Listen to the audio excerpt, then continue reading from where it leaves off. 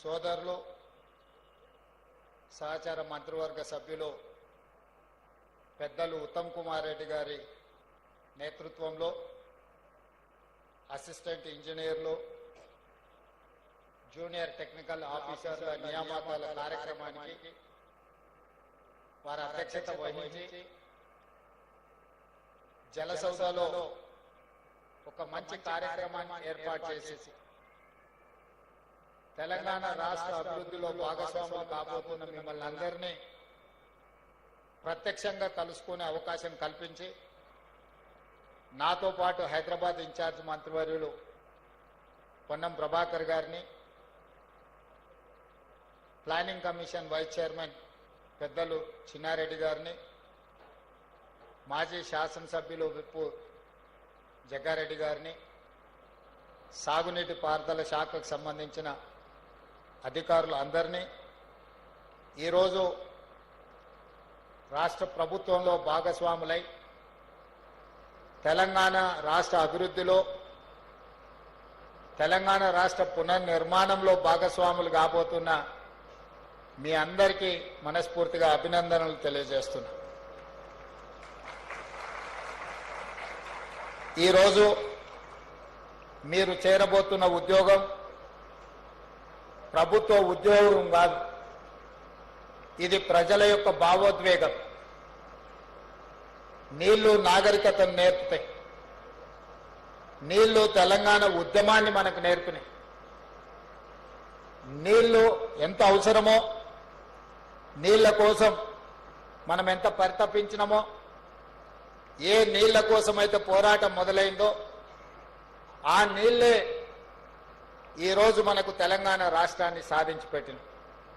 అంత ప్రాధాన్యత కలిగిన సాగునీటి పారుదల శాఖలో ఈరోజు క్షేత్రస్థాయిలో పనిచేయడానికి, తెలంగాణ పునర్నిర్మాణంలో మీరు భాగస్వాములై తెలంగాణను అభివృద్ధి పదం వైపు నడిపించి రైతులను ఆత్మగౌరవంతో బ్రతకడానికి అవసరమైన ప్రాజెక్టుల నిర్మాణంలో ఈరోజు మీరు భాగస్వాములు అవుతున్నారు అని అంటే ఇది ప్రభుత్వ ఉద్యోగంగా నేను భావించడం లేదు, ప్రజల యొక్క భావోద్వేగం.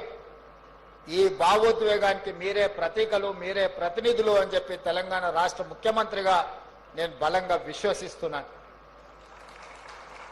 ఈరోజు తెలంగాణ రైతాంగం గురించి నేను ప్రత్యేకంగా చెప్పాల్సిన పని లేదు. ఇక్కడ చాలా మంది అసిస్టెంట్ ఇంజనీర్లుగా, జూనియర్ టెక్నికల్ ఆఫీసర్స్గా అవకాశం వచ్చిన వాళ్ళందరూ వాళ్ళ తల్లిదండ్రులతో ఇక్కడికి వచ్చారు. వాళ్ళని చూస్తే తెలంగాణ రైతాంగానికి ప్రతీకలుగా మీ తల్లిదండ్రులు కనిపిస్తున్నారు. మీ నేపథ్యం, మీరు వచ్చిన ప్రాంతం తెలంగాణ గ్రామీణ ప్రాంతాల నుంచి వ్యవసాయ కుటుంబంలో నుంచి వచ్చిన వాళ్ళే 90% ఈరోజు ఈ ఉద్యోగంలో చేరబోతున్నారు. అందుకే ఈరోజు ఇది నెల నెల జీతం తీసుకునే ఒక యథాలాప బాధ్యతగా కాకుండా ఈ తెలంగాణ రాష్ట్ర నిర్మాణంలో మేము భాగస్వాములం, ఈ తెలంగాణ రాష్ట్రాన్ని అభివృద్ధి చెయ్యాలి అని అంటే తరతరాలుగా వాయిదాలు పడుతున్న సాగునీటి ప్రాజెక్టులను పూర్తి చెయ్యాలన్న లక్ష్యంతో చిత్తశుద్ధితో మీరు అందరూ పనిచేస్తారని చెప్పి మా రాష్ట్ర ప్రభుత్వం భావిస్తున్నది. ఈరోజు మీకు అందరికీ తెలుసు, ఆనాడు తెలంగాణ ఉద్యమ సందర్భంగా కొన్ని రాజకీయ పార్టీలు నీళ్లు నిధులు నియామకాల పేరు మీద ఆనాడు జరిగిన తెలంగాణ ఉద్యమాన్ని భావోద్వేగంగా మార్చి రాజకీయ ప్రయోజనాలు పొందడమే కాదు 2 సార్లు అధికారంలోకి వచ్చి ప్రభుత్వాన్ని నడిపించిన 10 సంవత్సరాలు. దాదాపుగా ఈ 10 సంవత్సరాలలో కేవలం సాగునీటి ప్రాజెక్టుల మీదనే 2 లక్షల కోట్ల పైగా ఖర్చు పెట్టడం జరిగింది. 2 లక్షల కోట్ల రూపాయలు ఖర్చు పెట్టిన ఉమ్మడి రాష్ట్రంలో వాయిదాలు పడుతూ ఉమ్మడి రాష్ట్రంలో నిర్లక్ష్యానికి గురైన సాగునీటి ప్రాజెక్టులు ఒక్కటి కూడా పూర్తి కాలేదు అని అంటే దీనికి కారణం ఈరోజు మీరు ఈ శాఖలో చేరబోతున్న ఇంజనీర్లు ఆలోచన చేయాలి. నేను సూటిగా మీ ద్వారా తెలంగాణ విజ్ఞానులను, తెలంగాణ ప్రజా సంఘాలను చెప్పదలుచుకున్నా. ఆనాడు ఉమ్మడి రాష్ట్రంలో సమైక్య పాలనలో తెలంగాణ ప్రాంతానికి అన్యాయం జరిగింది, లేకపోతే తెలంగాణ ప్రాంతంలో పాలమూరు రంగారెడ్డి కావచ్చు, కల్వకుర్తి కావచ్చు, భీమా కావచ్చు, నెట్టంపాడు కావచ్చు, కోయిల్ సాగర్ కావచ్చు, హంద్రీ నీవా కావచ్చు, ఆంధ్రప్రదేశ్లో కట్టిన ప్రాజెక్టులతో పోల్చినప్పుడు తెలంగాణలో సీతారామ గాని, ఇందిరాసాగర్ గాని, రాజీవ్ సాగర్ గాని, లేకపోతే దుమ్ముగూడెం గాని, ఇలా చెప్పుకుంటూ పోతే సమ్మక్క సారక్క కావచ్చు, ప్రాణహిత చేవెళ్ళ కావచ్చు, తెలంగాణ ప్రాంతంలో కట్టిన ఆనాటికే ప్రారంభమైన ప్రాజెక్టులు, జలయజ్ఞంలో భాగంగా ప్రారంభమైన ప్రాజెక్టులు తెలంగాణ రాష్ట్రం వచ్చిన 10 సంవత్సరాలలో ఏది పూర్తి కాలేదు. ఈనాటికి ఆ ప్రాజెక్టులు వాయిదాలు పడుతూనే వస్తున్నాయి. 2 లక్షల కోట్ల రూపాయలు ఖర్చు అయిపోయిన నీళ్లు, ఈ నిధులు వరదలాగా నీళ్లలాగా పారినాయి. మరి ఆ నిధులు ఎవరి జేబుల్లోకి వెళ్ళినాయో ఈరోజు మీరు ఆలోచన చేయండి. అందుకే ఈరోజు ఇదొక భావోద్వేగం అని ఎందుకు అంటున్నా అంటే, ఉమ్మడి రాష్ట్రంలో 4-5 దశాబ్దాలు వాయిదాలు పడ్డ ప్రాజెక్టులు ప్రత్యేక తెలంగాణ రాష్ట్రంలో కూడా 10 సంవత్సరాలలో పూర్తి కాలేదు. అందుకే ఈరోజు పెద్దలు ఉత్తమ్ కుమార్ రెడ్డి గారికి ప్రత్యేకంగా ఈ శాఖను కేటాయించడమే కాదు, నిరంతరం పర్యవేక్షించుకుంటూ గత 40-50 సంవత్సరాలుగా తెలంగాణ ప్రాంతానికి రావాల్సిన నీళ్లు రాకపోవడము, పూర్తి కావాల్సిన ప్రాజెక్టులు పూర్తి కాకపోవడం వల్ల ఈ ప్రాంతానికి జరిగిన అన్యాయాన్ని సరిదిద్ది వాయిదాలు పడుతూ వస్తున్న ప్రాజెక్టులను పూర్తి చేయాలన్న లక్ష్యంతో ఈ రోజు మా ప్రభుత్వం, మీ శాఖ మంత్రివర్యులు ఉత్తమ్ కుమార్ రెడ్డి గారు పనిచేస్తున్నారు. అందుకే ఈ శాఖలో నియామకాల విషయంలో ప్రత్యేకమైన శ్రద్ధ పెట్టి శాఖలో ప్రభుత్వ ఉద్యోగులు బాధ్యతతో పనిచేసినప్పుడే ప్రాజెక్టులు పూర్తి అవుతాయి. మరి ఆ శాఖకు సంబంధించిన ఉద్యోగ నియామక పత్రాలను 10 సంవత్సరాలు నియమించకపోవడం వల్ల వాయిదాలు పడుతూ వచ్చినాయి. అందుకే సెప్టెంబర్ 2024 నాడు దాదాపుగా ఇక్కడనే ఇదే వేదిక మీద నుంచి 738 మంది అసిస్టెంట్ ఎగ్జిక్యూటివ్ ఇంజనీర్లను, అదే విధంగా జూనియర్ అసిస్టెంట్లను ఇదే వేదిక మీద నుంచి నియామక పత్రాలిచ్చి భుజం తట్టి ప్రోత్సహించినాం. ఈ రోజు మళ్ళీ దాదాపుగా 423 ఉద్యోగ నియామక పత్రాలు అందించడం ద్వారా ఈ శాఖలో 1161 మందిని ఈ 14 నెలల్లో నియామక పత్రాలు అందించి ఈ శాఖను ముందుకు నడిపించాలన్న ఆలోచనతో ఈరోజు ముందుకెళ్తున్నాం. అదేవిధంగా ప్రాజెక్టుల నిర్వహణ కోసం లష్కర్లు అవసరం. దాదాపుగా 2000 మంది లష్కర్లను ఈ 14-15 నెలల్లో నియామకాలు చేపట్టడం జరిగింది. ఈ రాష్ట్ర ప్రభుత్వం యొక్క మొట్టమొదటి ప్రాధాన్యత ఉన్న శాఖ ఏదైనా ఉంది అని అంటే సాగునీటి పారుదల శాఖ అని చెప్పి నేను ఈరోజు చెప్పదలుచుకున్నాను.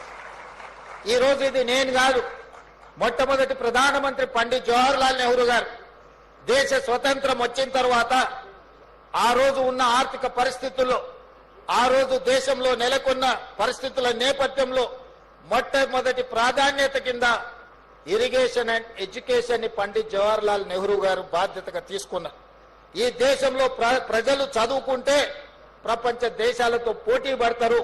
ఈ దేశంలో సాగునీటి పారుదల ప్రాజెక్టులు, ముఖ్యంగా బహుళార్థక సాధక ప్రాజెక్టులను నిర్మిస్తే రైతులు ఆత్మగౌరవంతో బ్రతుకుతారు.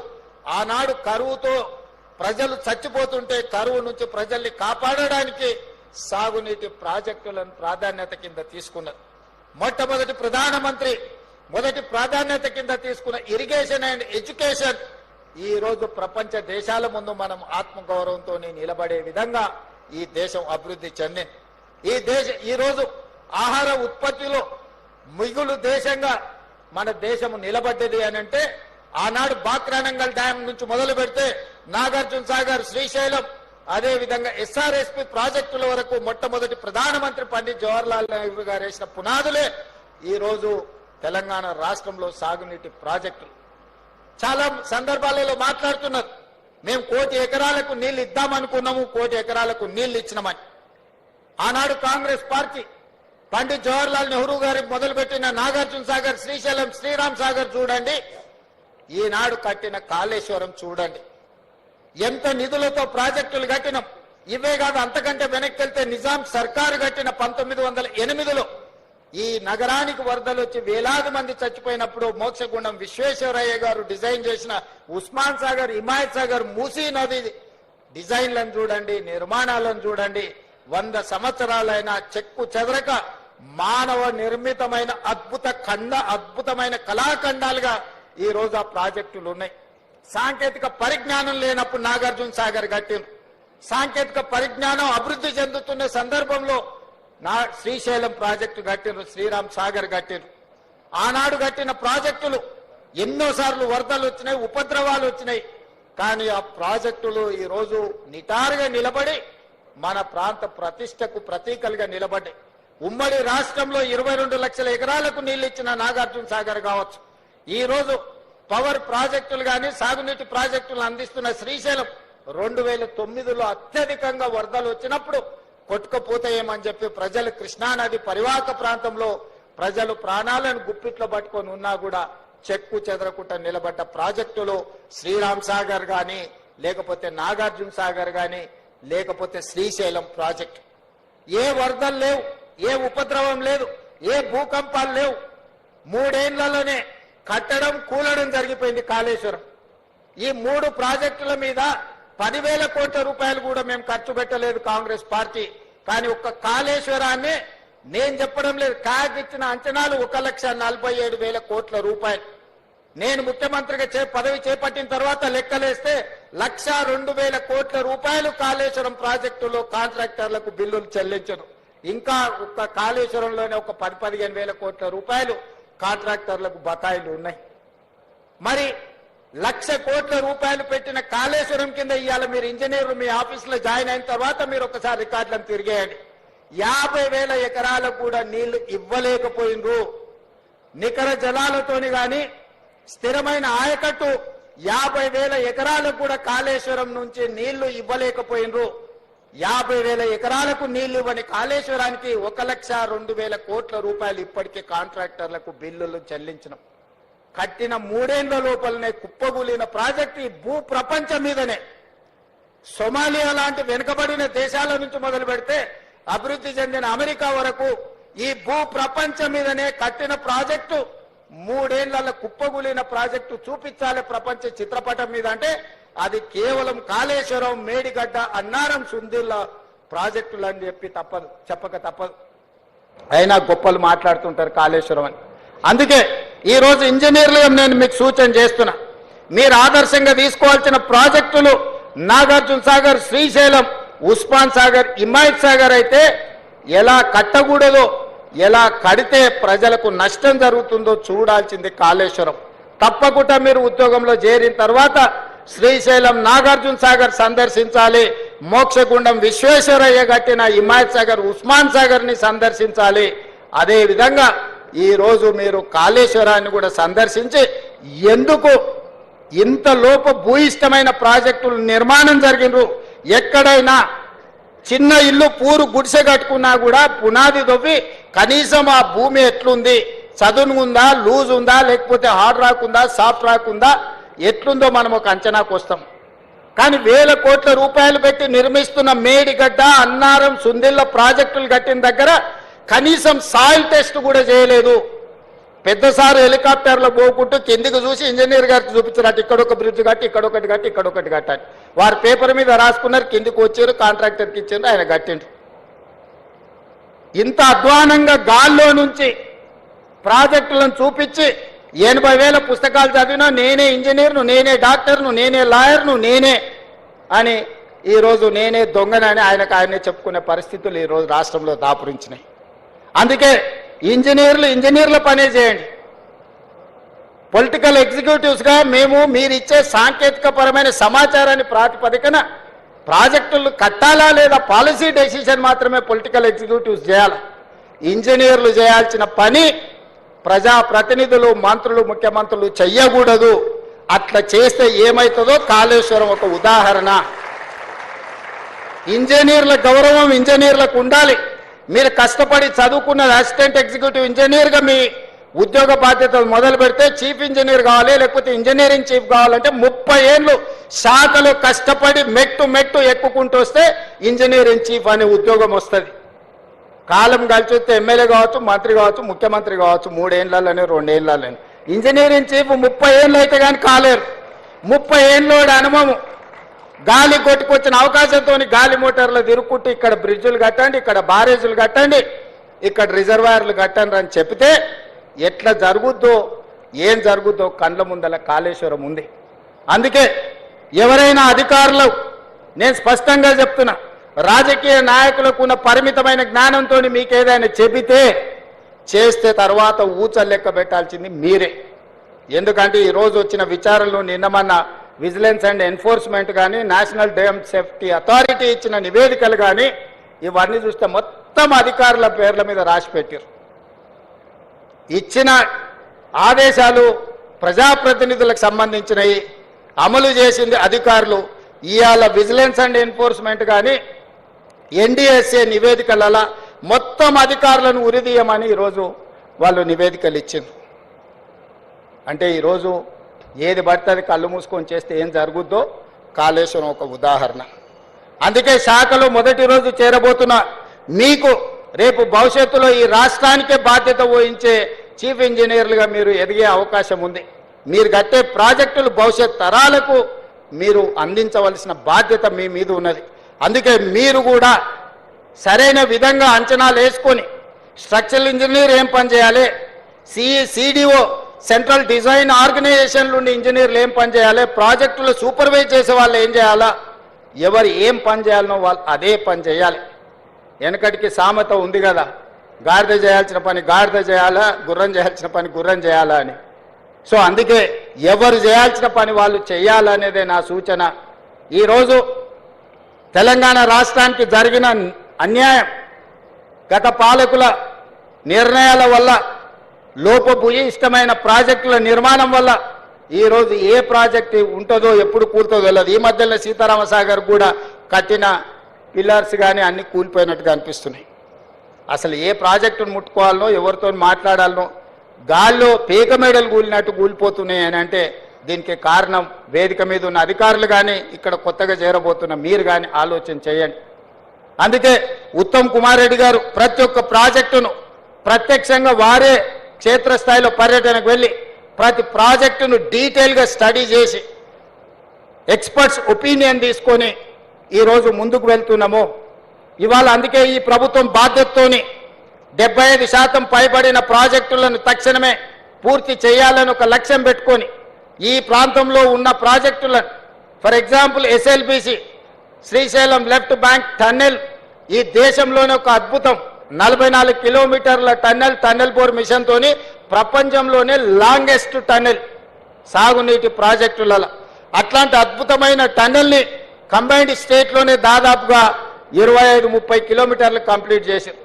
ఈ ప్రభుత్వం 10 సంవత్సరాలైనా 10 కిలోమీటర్ల టన్నెల్ తవ్వకపోవడం వల్ల మళ్ళీ ఉత్తమ్ కుమార్ రెడ్డి గారు ముఖ్యమంత్రిగా బాధ్యతలు చేపట్టినాకనే ఎస్ఎల్బిసిలో టన్నెల్ని మనం కదిలిస్తే 10 ఏళ్ల నుంచి కదలకుండా టన్నెల్ బోర్ మిషన్లు ఉండడంతో దాంట్లో నీరు బురద చేరుకొని ఒక్కసారిగా ప్రాజెక్ట్ కదలడంతో కుప్పగూలిపోయి 8 మందిని ఈరోజు బలి తీసుకునే పరిస్థితి వచ్చింది. తెలంగాణ రాష్ట్రం వచ్చినాక కూడా నల్గొండకు 3,60,000 ఎకరాలకు నీళ్ళిచ్చే, గ్రావిటీతో నీళ్ళిచ్చే ఎస్ఎల్బిసి ఎందుకు ఆగిపోయిందో ఎవరు నిర్లక్ష్యంతో హార్డ్లీ 2,000 కోట్లు ఖర్చు పెడితే 3,60,000 ఎకరాలకు నీళ్ళు వచ్చేది. కానీ ఇలా కాళేశ్వరం మీద 1,00,000 కోట్లు ఖర్చు పెట్టిన మనకు వచ్చిన ఆయకట్టు 50,000 ఎకరాలు కూడా రాలేదు. అధికారిక లెక్కలు చెప్తున్నా నేను. అంటే ప్రభుత్వాల యొక్క ప్రాధాన్యత వల్ల తెలంగాణకు జరిగిన నష్టాన్ని ఈరోజు మనం కల్లారా చూస్తున్నాము. అందుకే శాఖలు చేరబోతున్న యువ ఇంజనీర్లకు, ఇక్కడ చేరబోతున్న ప్రభుత్వ ఉద్యోగంలో చేరుతున్నామని కాదు, ఇది ఒక భావోద్వేగం అని గుర్తుపెట్టుకోండి. ప్రజల యొక్క సెంటిమెంట్, తెలంగాణ ప్రజలకున్న బిగ్గెస్ట్ సెంటిమెంట్ నీళ్లు. ఈ నీళ్లు అనే పదాన్ని మనం చాలా జాగ్రత్తగా వాడాలి. ఈ ప్రాజెక్టులను పూర్తి చెయ్యాలి. ప్రభుత్వం వైపు నుంచి సంపూర్ణంగా సహకరించి ఈరోజు నిజంగా సమయం వచ్చినప్పుడు ఖర్చు పెడతామంటే, నీళ్ళకు ఖర్చు పెడతామంటే నిధులకు షార్టేజ్ వచ్చింది. అయినా ఏదో ఒకటి ప్రయత్నం చేస్తాం. తప్పకుండా సాగునీటి ప్రాజెక్టులు ఏవైతే ఉన్నాయో ఎస్ఎల్బిసి కానీ, కల్వకుర్తి కానీ, పాలమూరు రంగారెడ్డి ఎత్తిపోతలు కానీ, భీమా నెట్టంపాటుతో పాటు సీతారామ సాగర్ లాంటి ప్రాజెక్టులు కానీ, సమ్మక్క సార్లక్క లాంటి ప్రాజెక్టులు, దేవాదుల ప్రాజెక్టులను మొదటి ప్రాధాన్యత కింద పెట్టుకొని పూర్తి చేస్తాము. దీనికి అందరూ సహకరించాల్సిందిగా ఈరోజు ఉద్యోగంలో చేరబోతున్న వాళ్ళందరినీ మళ్ళొక్కసారి మనస్ఫూర్తిగా అభినందిస్తున్నా. గతంలో 10 సంవత్సరాలు ఉమ్మడి రాష్ట్రంలో ఒక 10-15 సంవత్సరాలు, ప్రత్యేక తెలంగాణలో ఒక 10 సంవత్సరాలు నోటిఫికేషన్ల కోసం కొట్లాడి, కానీ మా ప్రభుత్వం వచ్చినాక నోటిఫికేషన్లు ఇస్తే వద్దని అశోక్ నగర్ చౌరస్తాలలో విద్యార్థులు ధర్నా చేసే కాడికి వచ్చింది. ఎందుకంటే మా ప్రభుత్వం యొక్క ప్రాధాన్యత మా ఉద్యోగాలే కాదు, మీకు కూడా ఉద్యోగాలు ఇవ్వాలన్న లక్ష్యంతో ఈరోజు పనిచేసినాము. ఈ 14 నెలల్లో మీకు తెలుసు 60,000 ప్రభుత్వ ఉద్యోగ నియామకాలు చేపట్టి దేశంలోనే చరిత్ర సృష్టించినము. ప్రైవేట్లో 1,00,000 ఉద్యోగాలు ఇచ్చినాము. 3 లక్షల కోట్ల రూపాయల ప్రైవేట్ కార్పొరేట్ పెట్టుబడులు తీసుకొచ్చినాము. యువత యొక్క విద్య, యువత యొక్క ఉద్యోగాలు మా ప్రభుత్వం యొక్క మొదటి ప్రాధాన్యత. అందుకే ఈరోజు ప్రభుత్వం ఉన్న ఖాళీలన్నిటిని కూడా భర్తీ చేసే బాధ్యత తీసుకున్నాం. ఈరోజు గ్రూప్ 1లో కూడా 563 మంది గ్రూప్ 1 ఉద్యోగులకు ఈరోజు నియామక పత్రాలు ఇచ్చే సందర్భంలో కొంతమంది రాజకీయ ప్రేరేపితమైన పిటిషన్లు హైకోర్టులో వేసి ఉద్యోగ నియామకాలను అడ్డుకుంటున్నారు. 2011లో ఉమ్మడి రాష్ట్రంలో కిరణ్ కుమార్ రెడ్డి గారు నియామకాలు చేపడితే 15 సంవత్సరాలు గ్రూప్ 1 ఉద్యోగాల నియామకాలు చేపట్టలే. ఆనాడు పరీక్షలు నిర్వహిస్తే ప్రశ్న పత్రాలు జిరాక్స్ సెంటర్లలో అమ్ముకున్నారు. మేము వచ్చిన తర్వాత పకడ్బందీగా 563 గ్రూప్ 1 ఆఫీసర్లను తెలంగాణలో ఉమ్మడి రాష్ట్రంలో కూడా అన్ని ఉద్యోగాలు ఇవ్వలే. ఇవాళ ఇవ్వడానికి అంత ప్రక్రియ మొత్తం పూర్తి అయిపోయింది. కేవలం ఒక ఇనెలిజిబుల్ పర్సన్స్ పోయి ఈరోజు అక్కడ కోర్టులో స్టే తీసుకొచ్చి 563 గ్రూప్ 1 ఉద్యోగాలను అడ్డుకుంటారు.